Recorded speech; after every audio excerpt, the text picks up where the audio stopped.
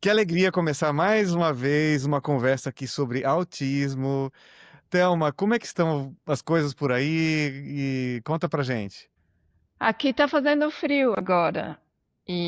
Mas eu tô super feliz porque a gente vai ter mais uma conversa. Ok, legal. Quem tá com a gente hoje aqui é a Nilda. Bem-vinda, que bom que você tá aqui com a gente, que vê o teu sorriso, teu entusiasmo, a tua alegria. Bom, eu tô aqui no Michigan, mas muito feliz que estamos com calor. Aqui nós esperamos por muitos meses esse dia chegar e hoje eu tô curtindo. Eu sou do Paraguai, então calor é assim, me faz sentir em casa. E eu tô contente de fazer essa entrevista. Que bom. A Nilda tem uma família, né? O Gustavo, o esposo, a Ornélia, a primeira filha, e o Gianfranco, que é o Uhum, filho mais novo. sim. Nilda, como é que começou a sua história com autismo, né? É, quando foi a primeira vez que você ouviu falar nisso? E a gente gostaria de saber. Bom, minha história realmente começa com meu filho, porque antes, mesmo eu ter ouvido a palavra, quando eu estudava para me formar de professora, tinha que pegar umas classes de psicologia e essas coisas, né? E assim, a palavra que soa, que você ouve, e você nunca pensa que vai ser aquilo vai ser para você. Aí, anos depois, provavelmente uns 10 anos se passaram, eu já estava casada, a Ornella tinha quase 5 anos, e fiquei grávida no Gianfranco, tudo normal, eu tinha 33 anos, tudo parecia normal, ele nasceu. Os dois partos foram difíceis. A Ornella foi difícil, o Gianfranco também. Então não era uma coisa assim diferente ou estranha para mim. Mas quando ele chegou na época que tinha que começar a andar, ou mesmo engatinhar assim regularmente, ele não fazia. E as coisas que uma criança normal celebrava, para ele era uma agonia.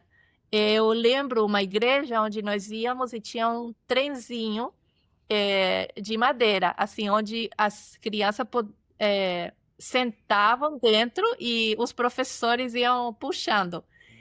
Todo mundo esperava esse momento. E o Gianfranco também entrava, só que ele gritava, chorava. E E eu, sendo professora, eu sabia que isso não era normal. Mas como mãe, eu lá no fundo eu achava todo tipo de ah, explicação para a situação. Mas uma vizinha minha, que era parte da equipe dessa escolinha, e ela é ainda, né, pediatra.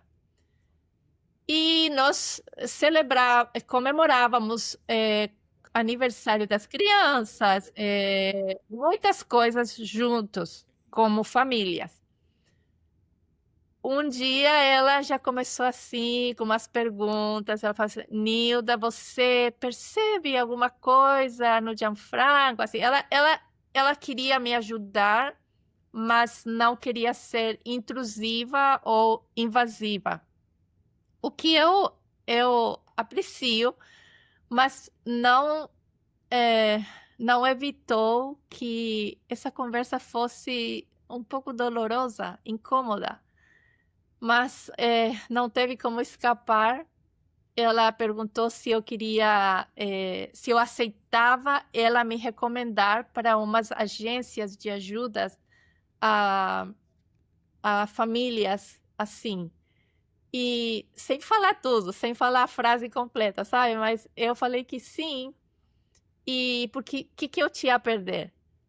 Uma pessoa inteligente, né? Pelo menos vamos tentar.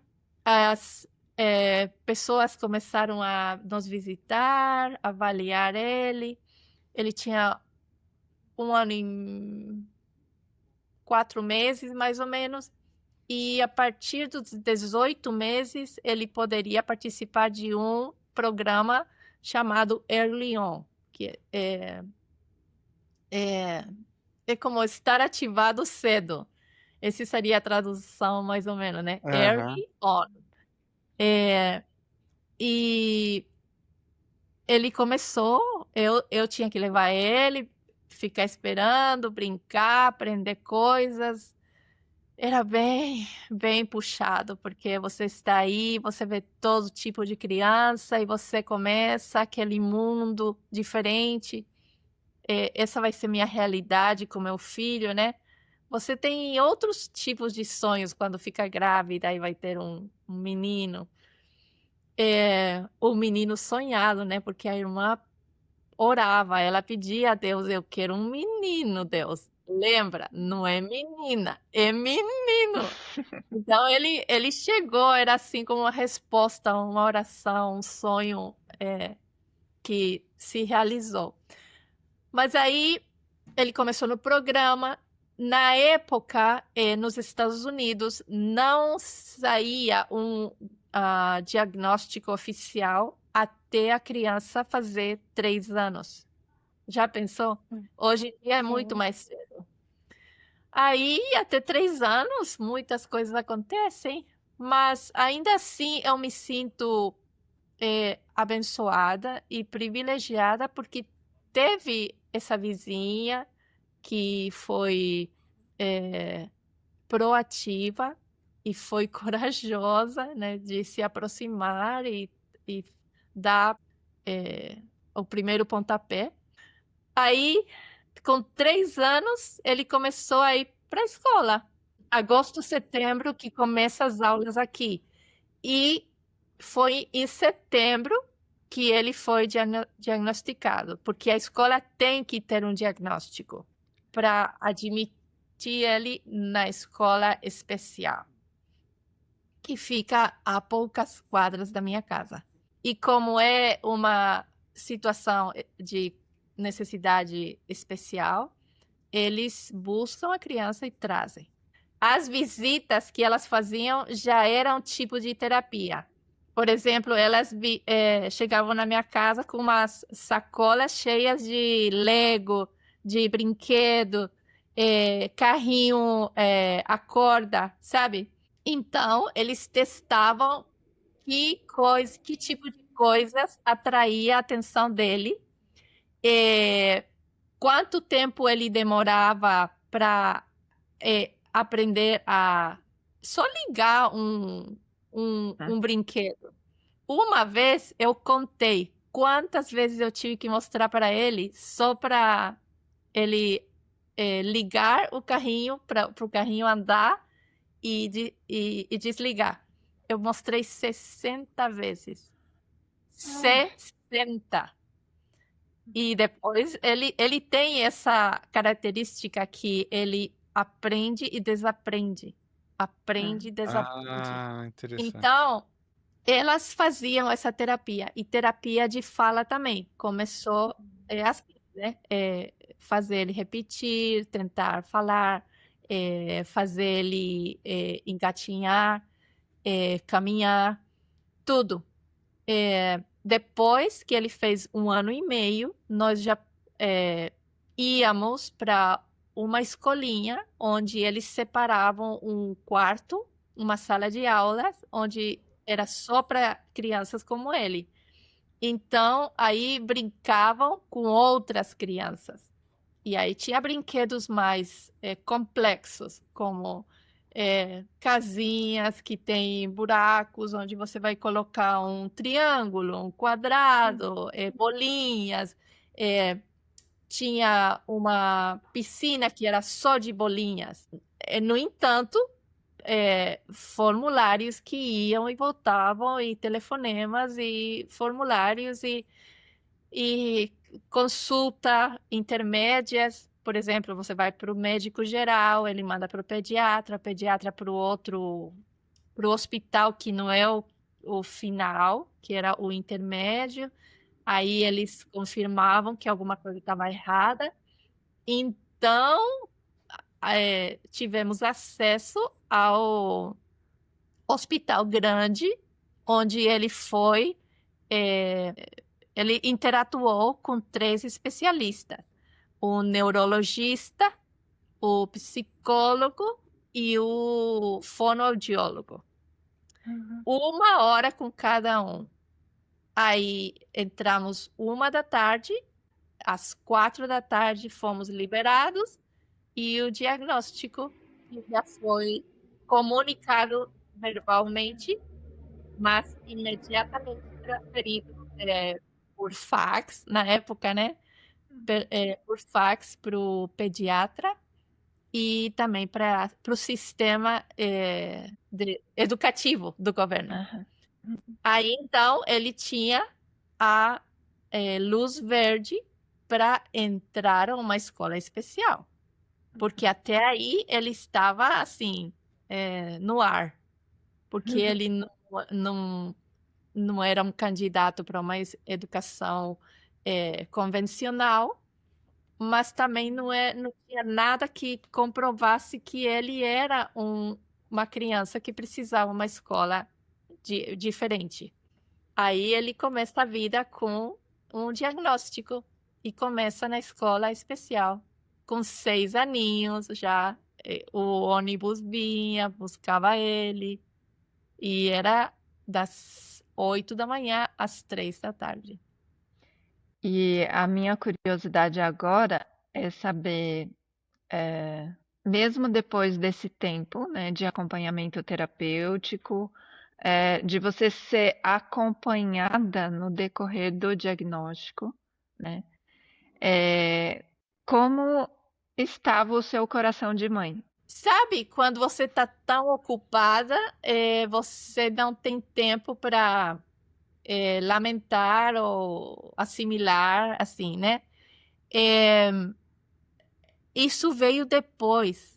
Eu até achava estranho quando nas palestras para os pais, porque tem muitos programas, grupos de ajuda, essas coisas. E eu ia, mas desde o princípio eu achei isso muito desgastante. Sempre estar com pais com os mesmos problemas, conversando as mesmas coisas. E eu encontrei um conselho de alguém em algum lugar, alguma parte do caminho, que falou: Nilda, o autista é o teu filho, não você.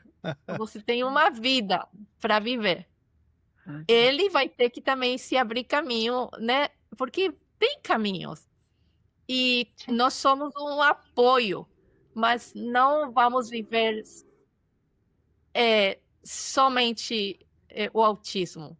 Porque tinha a Ornella, e a Ornella não era autista, mas se eu não fosse equilibrada, ela ia ficar completamente de lado.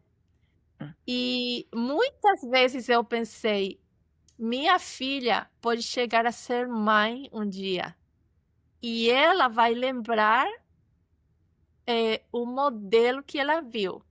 Eu tentava tirar um dia por mês só para sair com a Ornella. Eu encontrava o tempo e eu falava, hoje é dia 22, que ela nasceu em 22 de junho.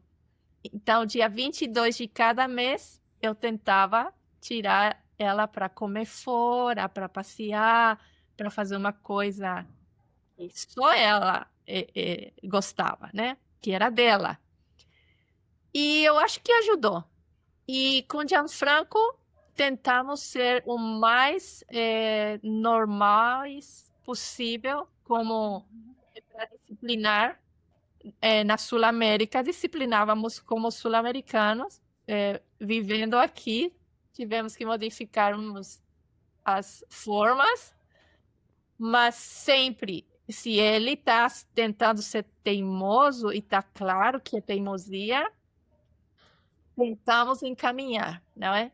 Então, todas essas coisas mantinham minha cabeça ocupada, mas num desafio, uma coisa que era para ser resolvida.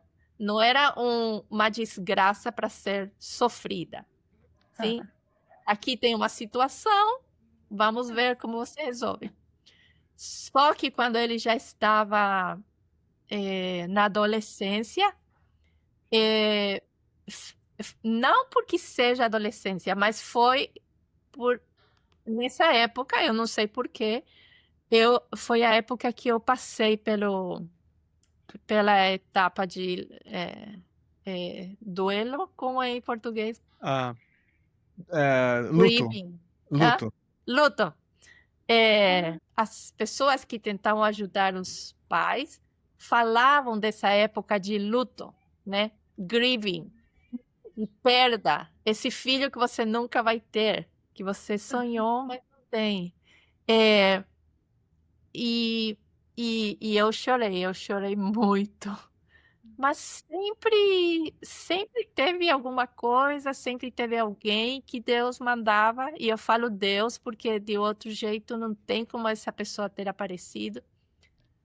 Uma vez eu estava aqui nessa casa, eu estava na sala e eu chorava tanto que eu não podia parar.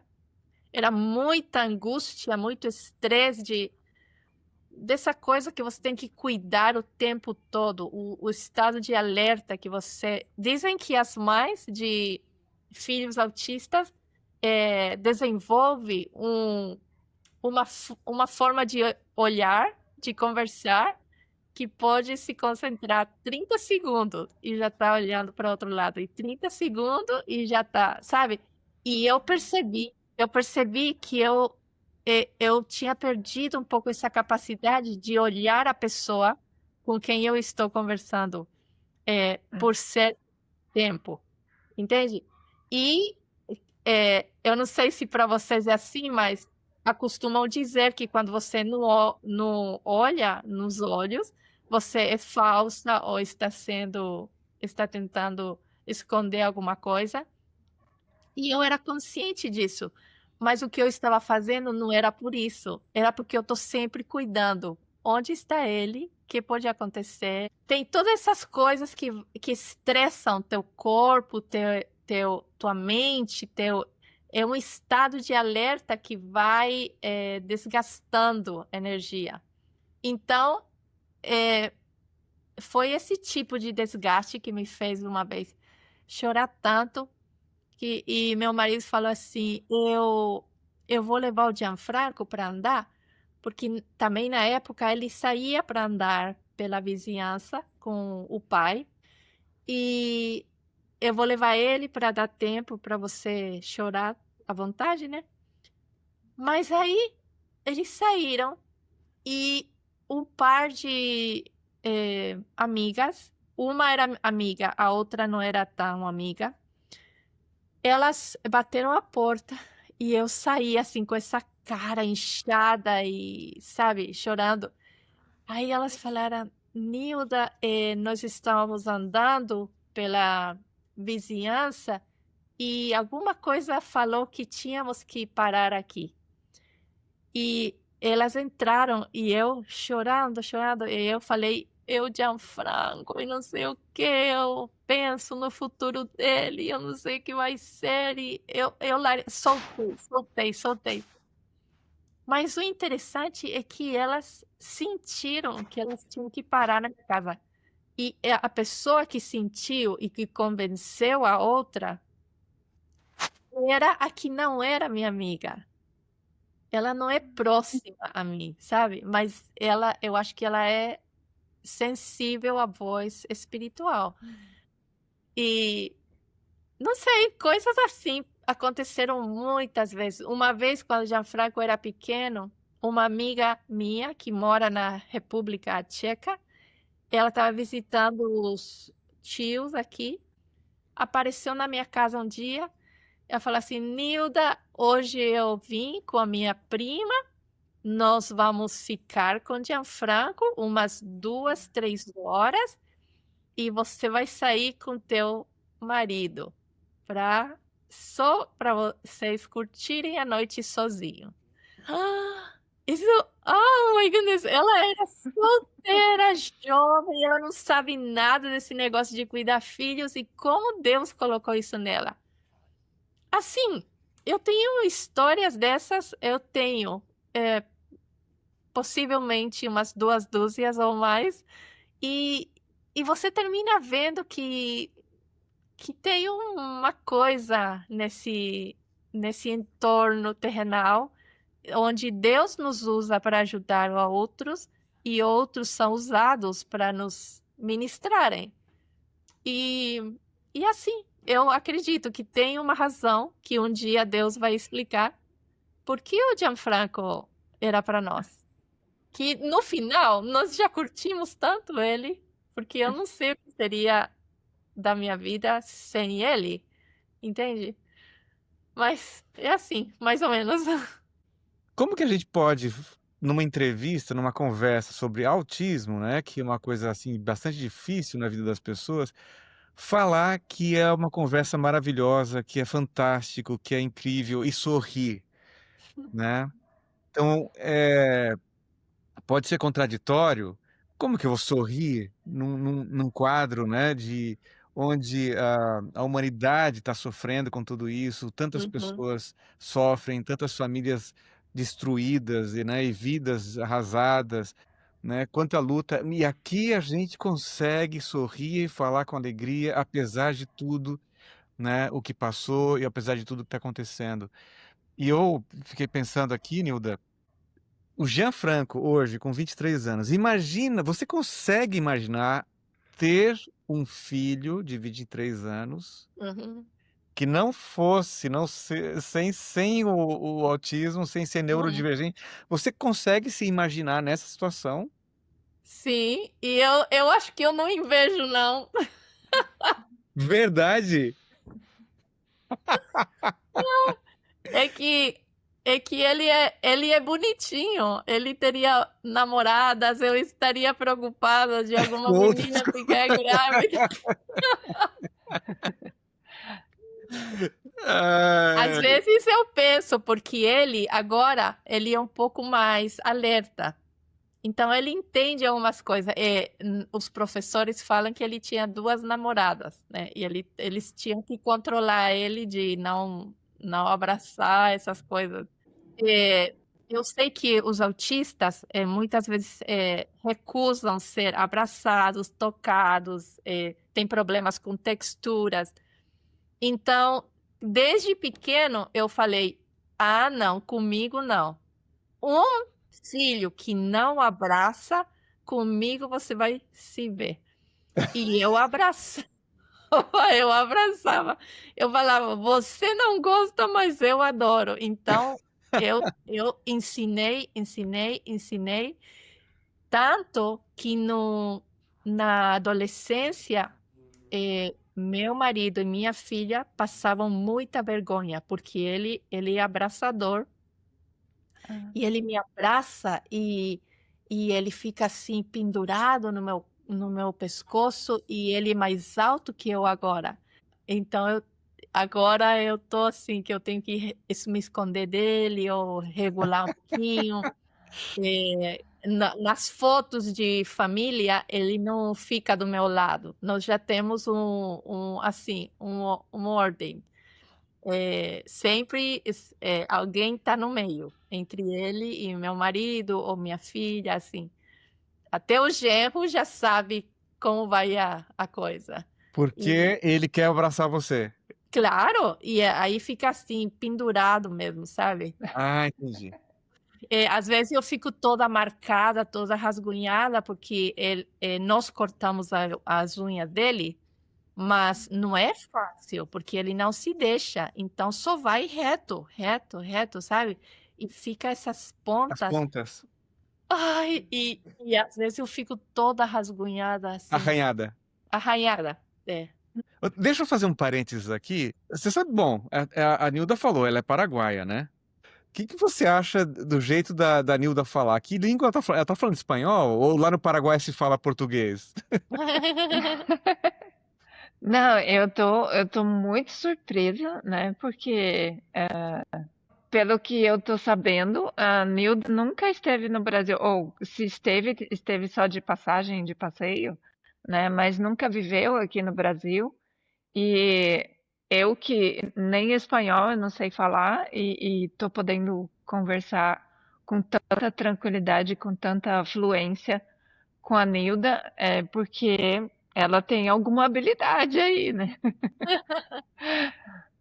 Bom, E eu nasci na fronteira com o Brasil. Minha casa ficava a 6 quarteirões da fronteira. E como minha cidade fica muito longe, ficava, né? Agora já é um Paraguai diferente. Mas quando eu era pequena, a cidade mais próxima, assim que pode se dizer cidade, não um povoado, era a 400 quilômetros. Então, na época, meu pai nem carro tinha. Eu não viajava. Tudo que eu tinha ao redor era brasileiros que moravam no Paraguai, paraguaio que trabalhava no Brasil, e é aquela mistura, e assim cresci eu.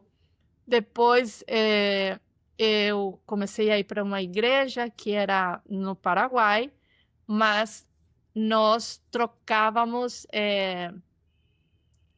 interatuávamos com o Brasil. Então, um fim de semana eles vinham para a nossa igreja e no outro fim de semana nós íamos para a igreja deles. Aí fazíamos social, jogo de voleibol e futebol, essas coisas. Então, aprende um português que é do dia a dia e de tudo um pouco.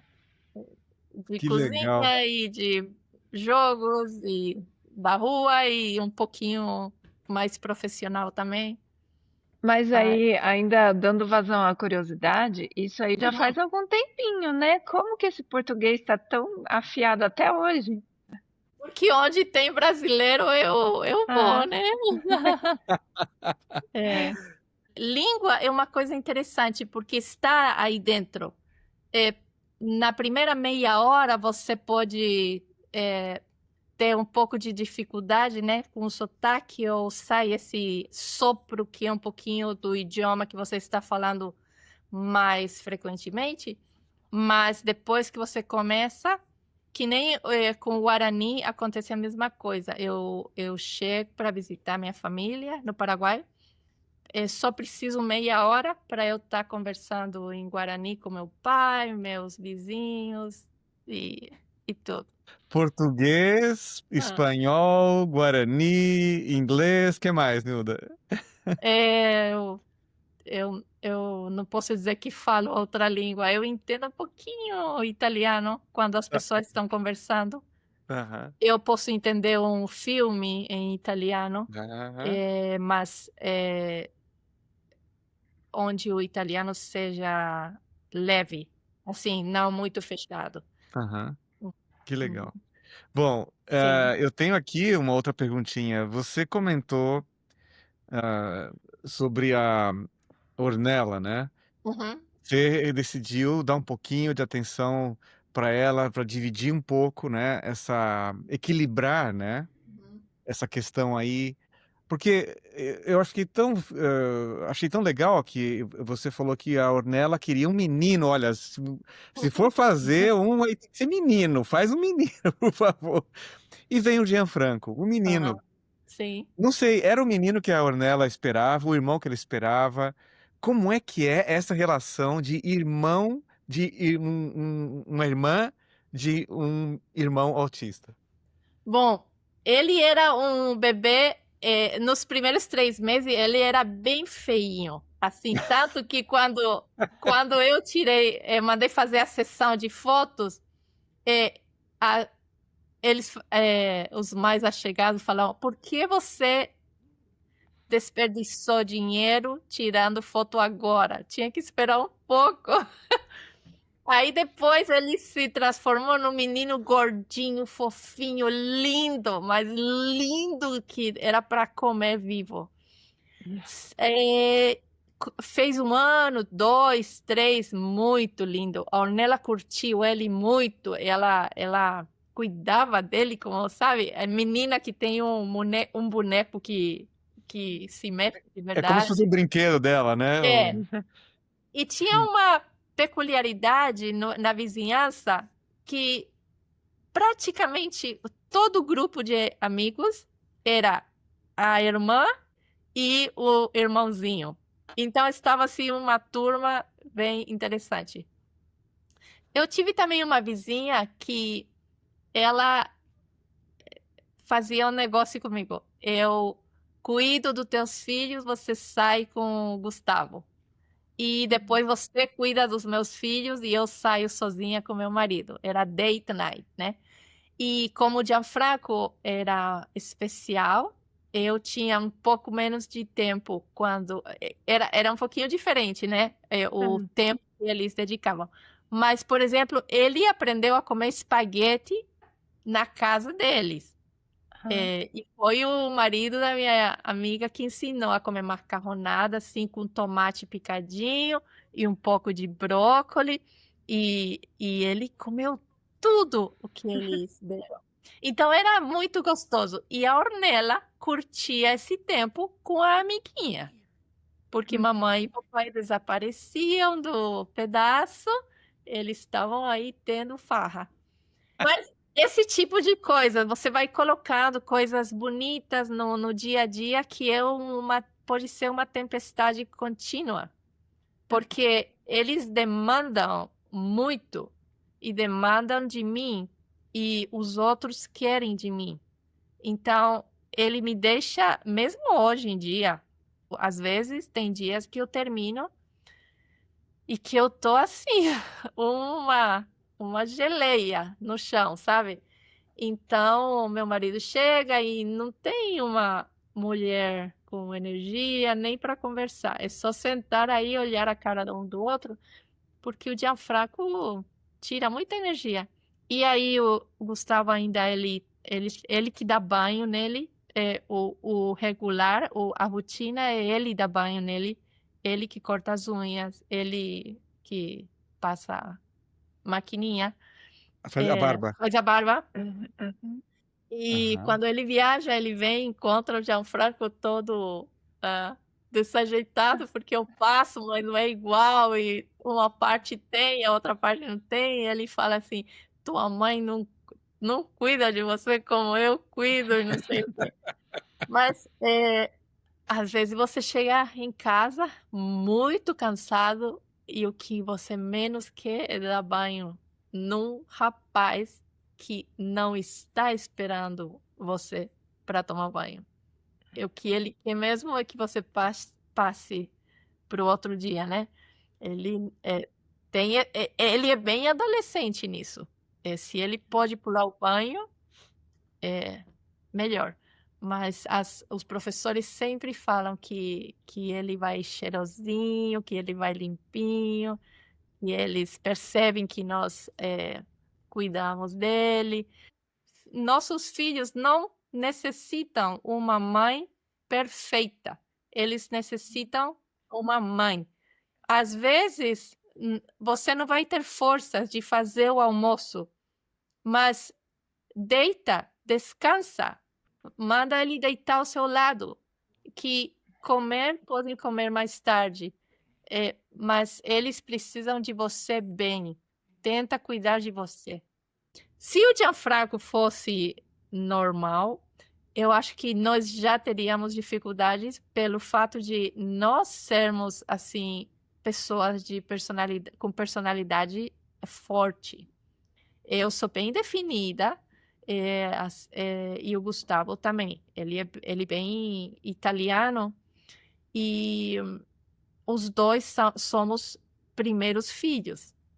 E dizem que depois dos filhos únicos, os casamentos mais difíceis são entre primeiros filhos. Então, a combinação já é uma explosão. E agora, você coloca aí um filho Com autismo. com autismo ou retraso também, e que demanda muito, mas também tem nos ensinado muita resistência, paciência, criatividade, e como eu tenho aprendido a ser criativa, porque você, como eu disse no princípio, não é uma coisa para ser sofrida, é um problema para ser resolvido. Uma situação é como um quebra-cabeça. Vamos ver até onde você vai. E assim, depois nos anos onde ele já era quase adulto, né? 20, 21 anos, vem toda a questão legal, porque aqui isso é muito, muito delicado. Como você vai fazer o negócio das decisões? Não é que eu decido tudo, ele já é um adulto. Vai ser, se eu decido de uma forma, eu estou anulando a vontade dele ou a dignidade dele como pessoa. Se eu decido do outro jeito, eu estou dando liberdade para ele, que se ele abrir a porta e ele sair andar na rua, ele tem direito. Eu não posso ligar para a polícia e mandar ele entrar ou coisa assim. Não, ele tem direito. E nós optamos por essa, onde ele tem direito a escolher. Mas claro que nós nunca tiramos os olhos. Ele, graças a Deus, ele não abre a porta para sair, assim, sabe? Ele está contente dentro de casa ou dentro do carro. E com iPad, computador, às vezes eles têm as duas telas juntas. Às vezes eu coloco ele em abstinência de aparelho. A dieta, eu não mencionei nada. A dieta, eu cortei glúten, tirei o glúten da dieta dele desde 2014. Por quê?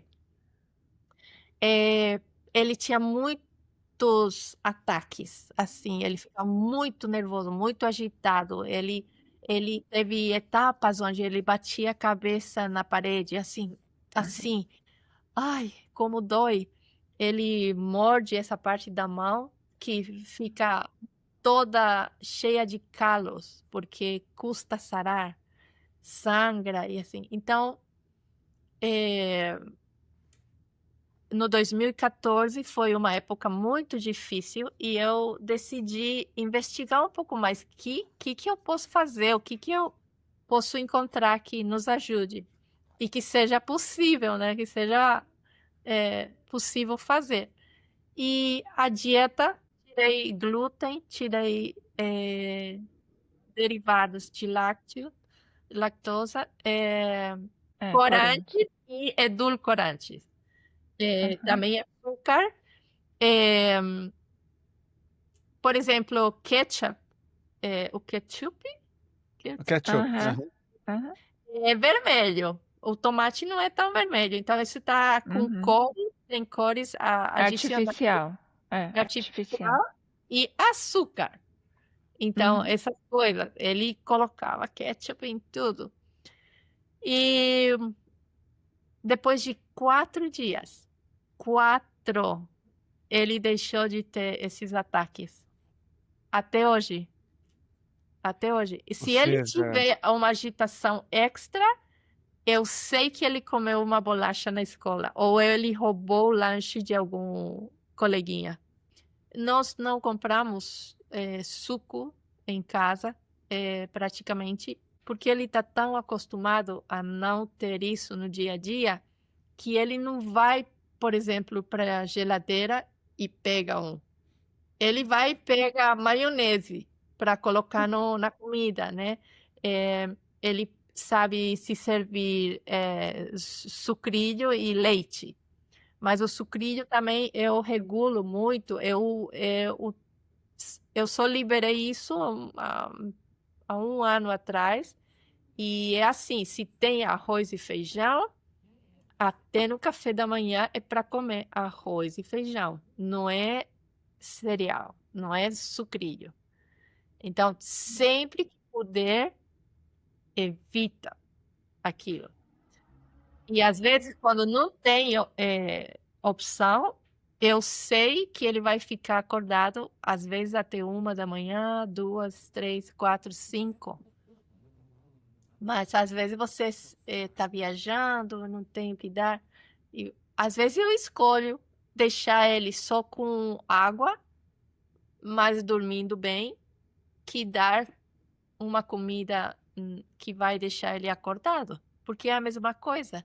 O dano vai ser pior. Ele ficar uma noite inteira sem dormir, depois vai para a escola, ele está propenso a ficar irritado, a pegar doença. Então, essas decisões estão sempre aí. Para as pessoas que não têm autismo, já existe, né, um benefício em termos de agitação, quando a gente tem uma alimentação mais regrada, mais cuidadosa, mais adequada, mais natural, nós somos bem mais tranquilos, né? Exatamente. E a impressão que eu tenho é que a neurodivergência, ela reserva um autocontrole menor. Um impulso, ele vem com mais força. E ele acontece mais instintivamente do que racionalmente. No caso, o Gianfranco, ele tem algum tipo de seletividade alimentar ou os hábitos alimentares da família, essas decisões que vocês tomaram, à medida que a família inteira segue, para ele também é tranquilo acompanhar vocês nas escolhas da família. Na minha casa, eu cozinho para o Gianfranco, que o que eu faço para ele eu gosto, né? Que eu faço muito arroz, feijão, arroz, lentilha, quinoa e feijão, quinoa, lentilha, esses feijão branco, que aqui é Northern Bean, garbanzos, ele Garbanço ama é grão de bico. grão de bico, ele ama grão de bico. Quando era pequeno, ele gostava de bananas, ele comia até 4 bananas. Então chegou um dia que ele não quis mais e até hoje você não pode dar nem escondido no meio de outra coisa. E como eles, depois de certa idade na escola, eles fazem muito tour nos restaurantes, shopping, essas coisas. E mesmo que eles respeitam a dieta de gluten free, sem glúten, ele vai para os restaurantes e ele já descobriu que é muito mais gostoso que a comida da mamãe. E ele come frango e assim, sabe? Carne, tipo, assim, picadinha. Ele sabe. Aquele outro dia eu achei a lista dos lugares onde eles vão, porque eu não percebi que eles mandam para mim. Eu estava limpando o escritório dele, as gavetas, e os lugares que esse menino tem percorrido. My goodness! Então ele vai modificando os gostos. Claro que sim. Claro que sim. E antes ele comia uma bandeja, não era nem prato, bandeja assim completa de espinafre. Espinafre com cebola. Cebola. Todo mundo gosta de cebola na minha casa. Cozida, crua, e ele come sem problemas. Agora, naturalmente, uma coisa que ele recusa comer é batata. Se for batata frita, claro que não, né? Mas batata assim, Cozida ou purê de batata. cozida, só cozida, porque até a salada, assim, maionese, ele já come. Eu não sei se ele tem oportunidade de explicar. Aliás, eu nem perguntei, né? O Gianfranco é verbal ou não verbal? Ele não fala nada. Ah, sim. Ele Aham. falou mamãe 4 vezes na vida dele, que foi na Ah, mesma época. E depois alguma frase assim por acidente, por exemplo, um dia ele levou um tombo assim para trás assim e ele falou em inglês assim, ele falou assim, "That's funny". Isso é ah, engraçado, assim, "That's funny". E oi, mas se você não tá aí, nem fica sabendo. E às vezes algumas palavras solitárias na escola, então os professores reportavam, e quando acontecia em casa, eu reportava. Mas era uma única vez, não era uma palavra que ele repetia. mas ele entende quando vocês conversam com ele, ou não? É muito pouco, eu não sei o que ele entende. Por exemplo, Aham. ontem eu lavei o piso e ele queria uma ajuda na garagem. E eu não queria entrar para a garagem sem calçado, porque aí eu Hum. ia trazer a sujeira da garagem para casa. Aí eu pedi, por favor, ele passar para mim um par que estava aí na garagem, tá? O armário com as minhas sandálias. Não, não, até que finalmente ele deu passou umas sandálias assim bem altas, mas eu tive que sair com aquilo e não, algumas coisas ele entende bem. Por exemplo, você entrega o celular para ele vai achar uns filmes que ele gosta no YouTube. Mesmo Uhum. que o histórico dele não esteja aí, eu não sei como ele vai achar. Interessante. O que Inte E eu queria adicionar sobre a dieta é que ajuda muito no caso de pessoas como o Gianfranco, que precisam ser auxiliados na hora de usar o banheiro, é Uhum. muito importante a regularidade. Então, ele não come entre horas e ele nem pede. Então, é o primeiro café da manhã, que é antes de ir para a escola, é tipo 7h30, 8. Ele come o outro café da manhã na escola, que é às 9. Eles servem às 9. O almoço é ao meio-dia, mas é meio-dia. Se ele está em casa e é época de férias, e eu esqueci que é meio-dia, ele aparece e ele faz assim, more. Esse aqui é Uhum. mais. Eu quero comer mais. E se eu não presto atenção, ele vai para a geladeira e ele pega alguma coisa. Leite de soja, não, soja não, amêndoa e os Cheerios, que são os sucrilhos, né? Aham. E isso E o aí jantar? ajuda. Hã? Jantar, que horas?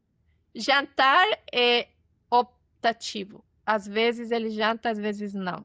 Eu tento dar muitas horas até o O café café da da manhã. manhã. Às vezes 16 horas. Uhum. Mas para jantar, é a mesma coisa. 5, mais ou menos. E às vezes saímos para andar. Aí ele come alguma coisa. Isso sempre foi uma rotina da família, esses horários de refeição? Nós somos muito irregulares. Muito. Então, E ele criou uma rotina, ou talvez vocês construíram uma rotina específica para ele, para que é, favoreça, então, esses horários. é porque, como eu falei antes, ele vai para a escola quase o ano todo. O que ele Sim, fica sim. em casa é muito pouco. Então, o relógio biológico dele é tão forte que ele vai insistir, vai insistir, vai insistir. Ele tem fome nessa hora. Eu estava perguntando sobre a forma de comunicação dele, justamente Aham, porque eu queria entender se ele conseguia definir por que sim ou por que não. Por exemplo, você falou que ele deixou de comer banana, né? aham. mas dá para entender, ele manifesta de alguma maneira o porquê? Talvez não, né? Não, não. Porque, por exemplo, para autistas que conseguem se comunicar com palavras, né? São Uhum, verbais, uhum. muitas vezes eles conseguem definir que é a textura, né? Ou é o tipo de Sabor. sabor, né? Ou alguma reação no organismo desconfortável e aí deixa de usar. Eu, por exemplo, eu tenho esses vários tipos, né, de argumentos porque eu Aham. deixo de comer alguma coisa, né? Mas ele, no caso, ele não tem recursos suficientes para poder explicar por quê, né? Então, você é aquela mãe, igual a mãe do bebê, que tem que adivinhar tudo, né? Tudo. Você é assim até hoje, né? Sim, até hoje. Sim. Bom, né, eu tenho um comentário para fazer, e a partir do que você contou pra gente, Nilda, eu me Uhum, lembro que quando nós nos conhecemos, uhum. né, e foi no México, Sim. as nossas famílias se encontraram lá, e eu lembro que o Gianfranco gostava muito de andar de carro, né, Sim, e eu acho que gosta até hoje, né, sim. de andar de carro e caminhar. Mas eu gostaria o meu comentário tem a ver também com praticamente um apelo, um chamado para as pessoas que estão ouvindo aqui a gente agora, que estão vendo a Uhum, gente, essa entrevista com a Nilda, eh, que se você algum dia tiver oportunidade de cuidar de uma criança ou de um jovem, mesmo um adulto, né, com autismo, é uma uhum, experiência incrível. O uhum. meu primeiro contato com, uma criança autista, que eu me lembro, pode ser que antes eu Aham. tenha tido alguma proximidade de uma pessoa, uma criança com autismo, mas o primeiro contato mais de perto foi o Gianfranco, lá no México, quando nossas famílias se conheceram lá. Me lembro que Uau! me lembro que a gente saiu uma vez, ou mais de uma vez, para ir no supermercado, no mesmo carro, né, Aham. e o Gianfranco estava ali, e a gente ficava conversando, tal, e eu ficava pensando, né, olhava para o Gianfranco, assim, tentando entender aquilo, né, aquela situação e eu tô sendo bastante sincero aqui, as pessoas de repente alguém pode falar: "Não, que ignorância", é ignorância mesmo, né, eu fui ignorante sobre o autismo no passado, sobre neurodivergência no passado, né, hoje eu descobri que eu tenho TDAH, eu sou neurodivergente também e era ignorância. E eu sei que tem muitas pessoas ignorantes hoje e isso não é uma crítica de nenhuma forma nenhuma, mas Uhum, senão uma forma de dizer é uma realidade, algo que acontece, e aqui a gente está para falar sobre autismo para diminuir essa ignorância, né, para orientar, para informar, para ensinar. E eu gostaria de, desafiar e chamar algumas pessoas que estão vendo a gente aqui, escutando, se você tem oportunidade de acompanhar uma criança autista, um jovem autista, um adulto com autismo, faça isso. Não feche essa porta na tua vida, é uma experiência incrível. E uhum. aqui em Orlando, eu tive essa oportunidade, a segunda vez na minha vida que eu tive um contato mais perto com uma criança com autismo, foi aqui em Orlando, filho de uma amiga nossa. Então eu fiquei com ele algumas horas, né. E quando eu estava com ele, o Guilherme, e ele não queria ficar no lugar onde a gente estava, é muito inquieto, tal. Aí eu falei liguei passei uma mensagem pra mãe dele, falei assim: "Olha, eu vou caminhar com o Guilherme". Eu compartilhei no WhatsApp a minha localização e eu saí Aham. pra caminhar com ele no quarteirão em volta. Mudou o comportamento dele incrivelmente, mudou incrível. Uhum. E eu de mão dada com um adolescente, né, eu ficava pensando: "O que que as pessoas estão achando? Eu tô raptando o menino, né, o que que estão achando, né? Não parece filho dele, mas eu andando com o Guilherme de mão dadas na rua", né. Então foi uma experiência incrível, e eu aprendi Uhum. muito. Obrigado, Nilda, você tá ensinando muitas coisas pra gente, e eu gostaria Thelma e eu que estamos, sempre aqui, né, com alguns convidados como a Nilda, eu acho que você concorda, Thelma, esse chamado, né, esse apelo é para as pessoas. Abra a mente, atenda esse chamado, ajude uma família que tem alguém com autismo, né? Participe, procure aprender, procure entender e se envolver nesse mundo que é um mundo muito diferente do mundo típico, normal, mas é um mundo maravilhoso, incrivelmente maravilhoso. Uhum. E eu tinha aqui uma última pergunta para a Nilda. Nilda, você falou no comecinho da entrevista, Uhum. o que vai ser do meu filho, o que vai ser no futuro, né? Pois é, o Gianfranco já tem mais de 20 anos hoje, já não é uma criança, é um adulto. Como é que vai ser? Vocês têm que viver mais do que ele, né? Como é para cuidar, para continuar cuidando dele? O que você pensa sobre esse grande desafio que os pais de, né, de crianças com autismo têm? O que vai ser do meu filho quando ele for adulto e nós formos velhos? Que a gente também vai precisar de cuidado, os pais vão precisar de cuidado um dia, lá na velhice. E, Uhum. e tem um filho que é adulto com autismo. O que você pensa sobre isso? Você, o Gustavo? A pergunta é tão boa que respondê-la seria estragá-la. Deixa para cada um resolver essa questão? Como é que é? Quando ele estava fazendo 21, que eu tive que lidar com todos esses papéis, essas coisas, foi uma época forte. E aí vem com uma intensidade, né? Porque você sabe que aquilo que você pensava que estava longe já chegou. E agora até já passou. Ele já vai fazer 23. Deus me ensinou a soltar e a confiar. As coisas não estão bem porque eu sou eu ou porque eu estou. Deus proveu no passado, ele vai prover no futuro. E assim como eu ajudei outras pessoas, no futuro pode aparecer alguém para o meu filho. E eu decidi reclamar e acreditar mais nas promessas de Deus, não só para mim, mas também para o Gianfranco.